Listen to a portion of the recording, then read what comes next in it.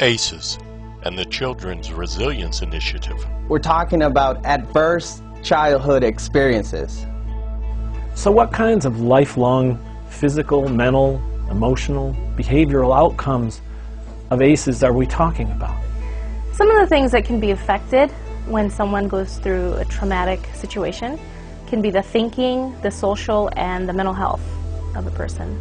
So the more ACEs that you have, it increases your chances of screwing up as an adult. There are 9 ACEs. Physical abuse. That much of the sexual abuse that goes on within families and within extended families. Verbal abuse is something very serious. Right now, many of the kids in our valley are having the experience of not having their basic needs met.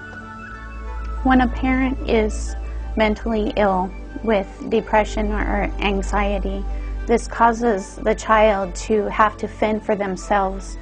When a parent is addicted to substances, their priorities are not in order. It's very clear that for a child to witness domestic violence can be extremely impactful. My parents divorced when I was 2, and I had 5 stepfathers, and I never had a positive male role model. 89% of the kids who are in juvie in Walla Walla have a family member in jail. We're going to look at how early childhood experience shape how our brain develops. Research shows that people who've been through trauma, their brains are physically different from other people who haven't been through trauma. The cortex is the center for thinking and judgment. If ACEs like sexual abuse occur in early childhood, the cortex is actually changed. This change affects the child's later ability to think things through and to have good judgment. So it's growing up, we need our laughs, we need our hugs, we need our kisses, we need our food, we need a nice blanket to keep warm. Another way to talk about resilience is the word thrive. How does a child thrive? We asked Blue Ridge teachers that question, and we were so amazed to find out that of all the teachers, we got 5 words. Love, curious, fed, read to at home, and you add the 5th one. What does a thriving child look like to you? Look at the boxes on the left. No ACEs, and the chances of health and behavior problems are slight. Look at the center box and see the increases in problems as ACEs increase. The boxes on the right tell a story that no one wants to see happening in their own family. But there is hope.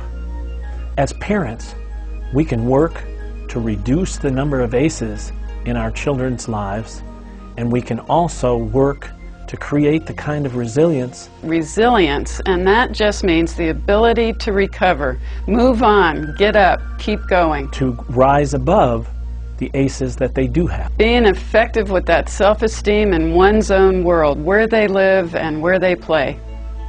We are living proof that you don't have to be a prisoner of your past.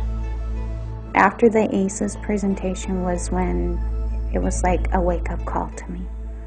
It was time for me my life was not going anywhere. It's time for me to wake up and stop being the victim and start being a role model, start being a human. I feel like I can live now. I'm out of my shell. I don't have to hide. I don't have to be the victim. If I'm gonna help my son, I have to help myself first.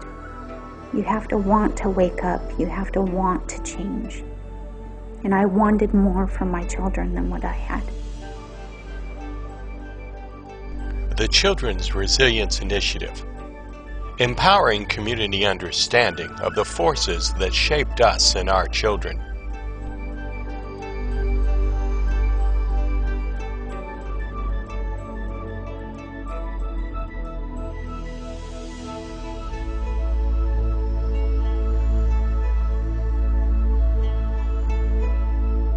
shifting our attention from band-aids to solutions in how we serve our children, through a framework that builds understanding that resilience in children results in healthy adults and community.